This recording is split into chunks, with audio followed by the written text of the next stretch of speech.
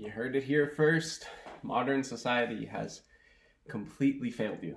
It is at the point where we are basically living on hell on earth and everything has just gone to crap. The economy is going to shit. People's living situations are just getting worse and worse. Everybody's quitting their jobs. Nobody wants to go back to work. The COVID vaccine, there's so much crap going on. And we're too busy fighting in order to actually find a solution for it. COVID has really brought out a lot of what's wrong in society. During the times of COVID, the rich have only got richer, the poor have only lost more. And we're really seeing this big gap between the bottom and the top, a bigger and bigger one as time goes by. And you just have to question, at what point is this sustainable, not just for the people, but for the earth? At what point do we have to just flick the light switch and just say, damn, maybe we're all not that happy. Maybe we're all struggling. Maybe people just want to hear the truth. Maybe people just want to know what's really going on. You know, everything the media presents you, everything that you see on the screens is just what you're told. They're just the little bits of information. You don't know what's actually happening in the room. I don't know what's happening in the room. I'm here. I don't know what's going on with the government, but I know that nothing's changing. You know, we're spending money on so many just selfish pursuits. We're so concerned about our own well-being that we've totally forgot about each other. I was out the other day, not even the other day, it was yesterday. I was out and I was walking through the park, and as I was walking, I just heard a guy scream at the top of his lungs. I just felt like I was hit with this wave of energy, just anger. A little while ago as well, I started to watch a guy chasing a woman down, and they ran past multiple people. One guy across the street yelled, but everybody else just kind of stood and stared. I spoke up, but I was scared to. It had been so long since I was in a situation where somebody was potentially going to get hurt right in front of me. And I felt like I had a responsibility, but I didn't know what to do. And I feel like more and more nowadays, that's kind of the case, where everywhere you go, you kind of just hear the stories of somebody's hurt. You just hear about how COVID is hurting, how relationships, jobs, just kind of feels like nothing's going right. So COVID really gave us a big scope on what's going on these days.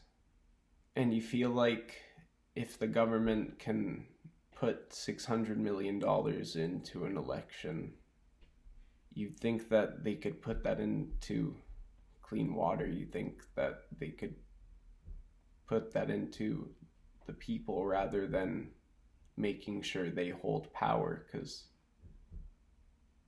what good is that power? Why are they fighting for it? What are they fighting for?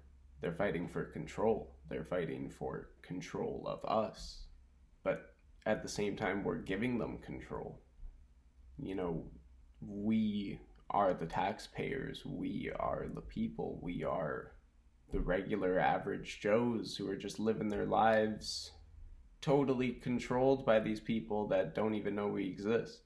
You know, there's something about all these big corporations like McDonald's and A&W and all these big baddies who have abused workers, who have just... So you can make the argument that places like these create jobs, but what good is it creating jobs that nobody wants to work? That's not to say that fast food is a bad thing, Because I feel like you can make fast food jobs that are inspiring for people who are inspired by the industry. You can make fast food jobs for people who want to learn more about food. Kind of just comes down to the way we see things at the end of the day. It comes down to whether we're willing to switch our perspective on society at large and embrace it for what it can be rather than for everything that it is. You know, we're watching kids go through the exact same patterns that we went through, only worse. I found a magazine right here. I found a magazine.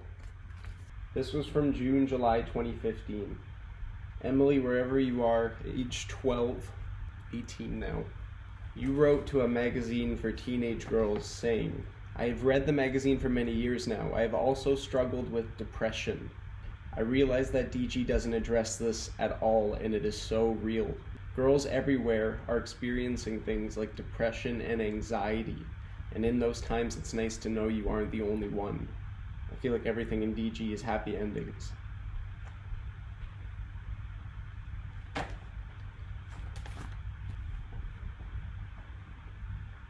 When I was 13, I knew a kid who unfortunately committed suicide at this point in life. And when he was 12, 13, he was talking about the same things. And this was 12 years ago. He was talking about depression. He was talking about how hard life was. 12 years on, same thing. What's changed? Kids are doing drugs at younger and younger ages, but they're not allowed to vote. They're allowed to experience such negativity in society, and yet they don't get a say in how to change it from the time they're young from the time they're a baby till they're 21 in the States. How does that make sense? How does it make sense that the people who are supposed to carry the world forward after us are being told that they have to do it the same way we're doing it, even though they have so much more opportunity to create a better life? You know, the world is just run by old people. Old entitled people who feel like they own the earth. Old entitled people whose families owned bits and pieces of earth, and therefore they feel like they get to own the entire thing or something or other, or at least they have to fight for it. I don't get it. I don't get what we're doing. Everything changed at the end of the 14th century when white society came into play. White society drove this world to madness. And, you know, in the time span of the earth, 500 years is nothing. 500 years is just enough time for us to say, all right, that was good, that was great, but I'm done, and I'm ready to start something different. All that's happening is the rich are getting richer. They just created a system where they started at the top, and then they just abuse being at the top. But then we're told that only certain people can reach the top because certain people are born with advantages in life.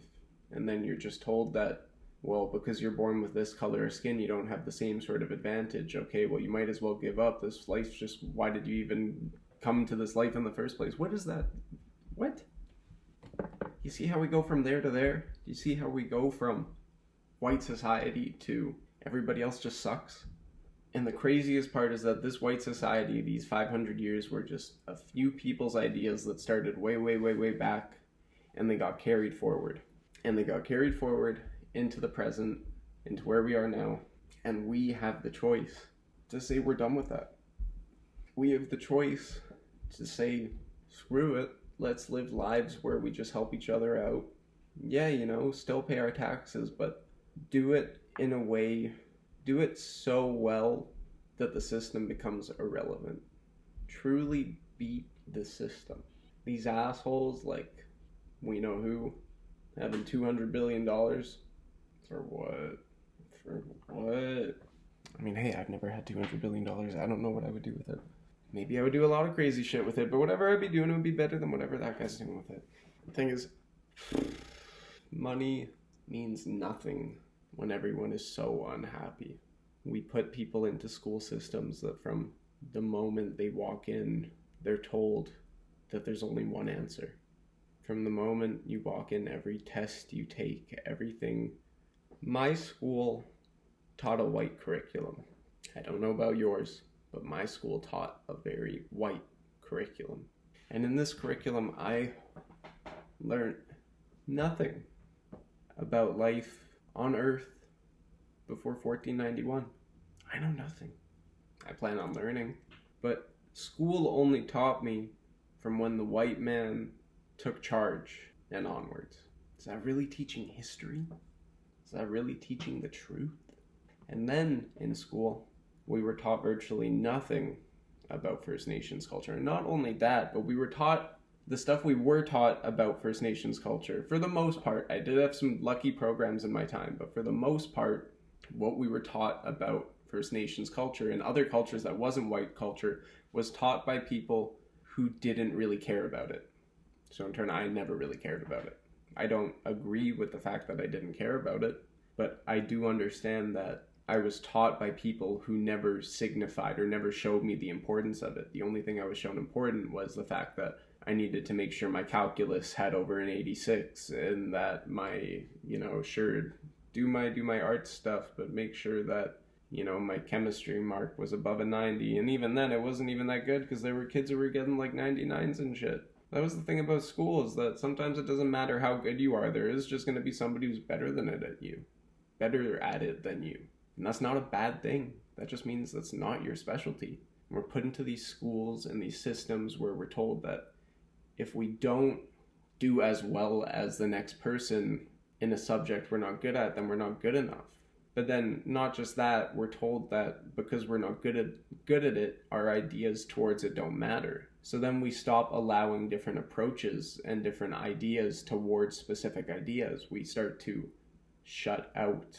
It's like, what if you were to put the chemist with a basketball player, and the chemist is doing his thing, and the basketball player is shooting a hoop, and the chemist says, I can't get this to work, and the basketball player says, oh, well, have you ever tried just, throwing it through a hoop and seeing if maybe it works? And the chemist thinks for a second and thinks it's dumb, but then all of a sudden it creates a tangent of thought that is inspired by this guy who thinks in a totally different way. And you see, there's so much that we can take from people's approaches towards certain ideas. That's how we get a bigger scope on what it is that we're trying to do and what it is that we're trying to accomplish. Everybody has something valuable to say, and we've created a society where not everyone has something valuable to say. The only people that it really matters who they say a lot of the time are white people. It's called systemic racism for a reason, because it's been ingrained in the system. So what do? You look at the last 500 years of the system, and you say, that's not working for me anymore. You disidentify with white society, and you realize that there's a lot more to life than society. You realize that the earth is a part of society. You realize what we're doing to the earth. You realize the pain we're causing on each other and the pain we're causing on just everything. Just everything. We're just causing each other a lot of pain these days. And, if we're not fighting about one thing, we're fighting about another. But you kind of just got to wonder when we'll get to the point where we just look at each other and we're able to understand, where we're able to see that the pain isn't our own. It's the pain that we inherited from a society that was built out of all the wrong values, out of all the wrong morals. It just doesn't make sense. And people act like the world is gonna end, but that's not true. Maybe this version of the world is gonna end. That's true. Not even maybe. This version of the world has to end. Life is in cycles. Your 80-year life, however old you want to see yourself becoming, is just as much a part of the cycle as the Earth's reincarnation is. Society, individual, it's a circle of life. You just get bigger and bigger and bigger and bigger and bigger. So it's time for this wave of society to end because it's descended into madness. And that doesn't mean anarchy. That just means do the system so well that it becomes irrelevant. That means we, the 99% of people, need to just be ourselves. We need to own our truths and to realize that the system wants you to believe the more money you have, the happier you're going to be. That's not the case. You'll never find true happiness in the external world. Your happiness will only come from within.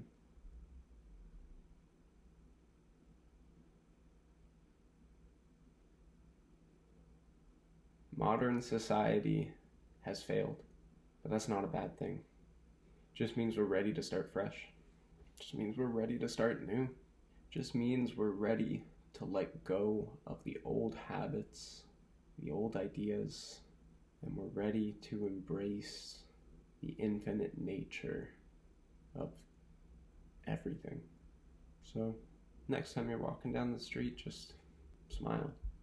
Just realize that things are going to get better. Thanks for listening. Take care.